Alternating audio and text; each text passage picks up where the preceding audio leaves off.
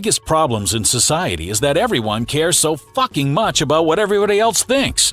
They all try to be copies of each other, not thinking for themselves, only doing things to try to impress others. You probably care at least a little about what other people think of you, and you've probably done things you didn't want to do, just so other people would think better of you, right? And you've probably missed out on doing things you did want to do, just so other people wouldn't think less of you. Hey, in this video, I'm going to teach you how to never care what anybody else thinks ever again. So number 1, understand this. Nobody gives a fuck. What you have to realize is nobody really gives a fuck what you're doing. If you're doing something weird, they might think, oh, well, that's weird. That's a weird guy. But they're only going to think that for a minute, and then they're going to go back to their lives and not give a fuck. If you do something cool, they might think, oh, hey, cool, that guy's cool. But again, they're only going to think that for a minute, and then they're going to go back to their lives and not give a fuck. So other people are going to care about your life for a minute, you're going to care about it for a lot longer than that.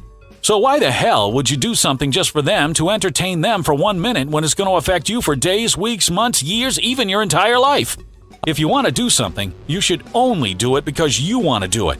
And your decision should never be influenced by what other people want. Because even in an example like this, the people who think it's strange for a few seconds and then they just get on with their day, whereas he's the one who's going to be living in it.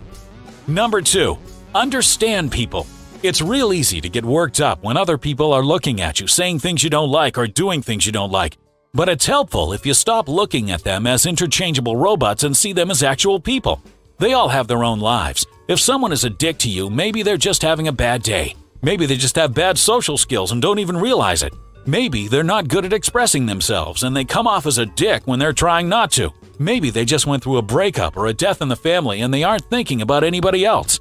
Maybe they were abused as a kid. Be understanding of them. If someone is doing something you don't like, there are 3 ways to look at it. Level 1, anger. You get mad, you argue with them, you allow yourself to get really worked up.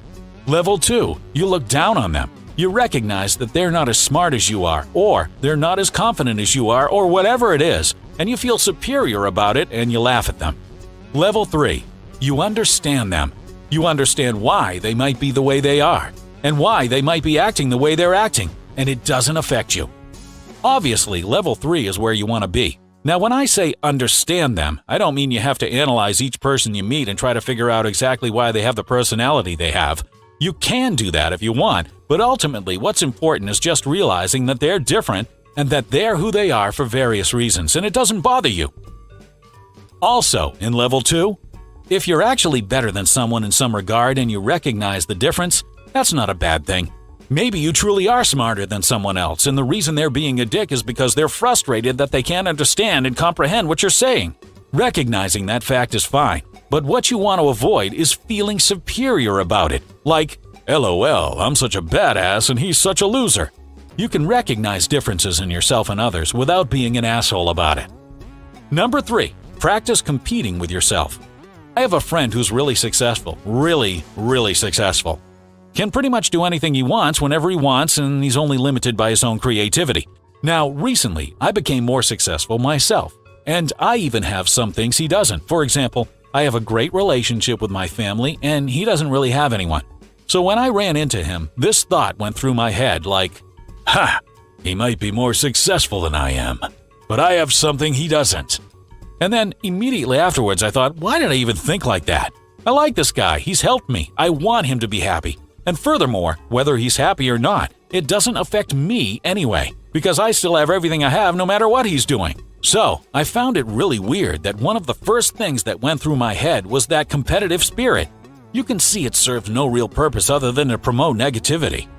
Stop worrying about others and start competing with yourself only. Practice it and then compare your speed to your own previous speed.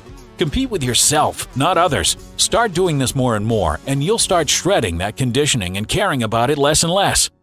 Number 4, stop using social media all the time. Social media almost always reinforces the desire to impress other people. You take pictures thinking about whether other people will think you look good or not, or whether they think you'll look cool doing whatever you're doing. Or you put a picture of your new car on there so people can like it and tell you how impressed they are. And then you look at their pictures and you compare how many likes and comments you have, and if you have more than they do, you feel a little twitch of happiness. And if you have 1,000 followers and they have like 300, you're thinking, ha, loser. And if they have pictures of them doing really cool things, you think, holy shit, I need to do that too so I can be as cool as they are.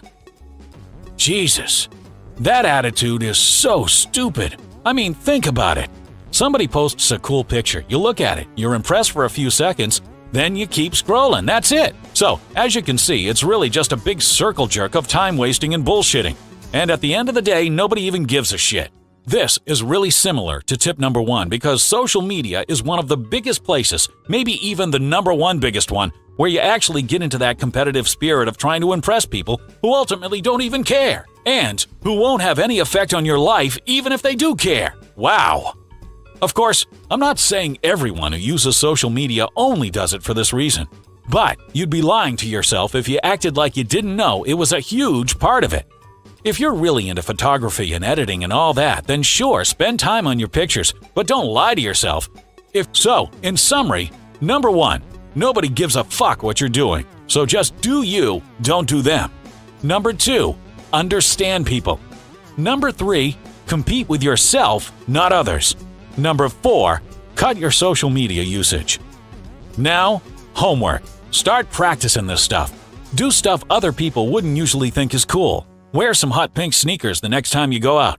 If you're in your 20s or older and you want to go on a date with a girl, tell her you live with your parents even if you don't, just to see what happens. Post a picture of you doing something goofy on Instagram or just delete your Instagram altogether. Basically, just try a few things that you usually wouldn't do because you think other people would think you're uncool. Then you realize nobody gives a fuck anyway, and from that point on, you know you can do whatever you want.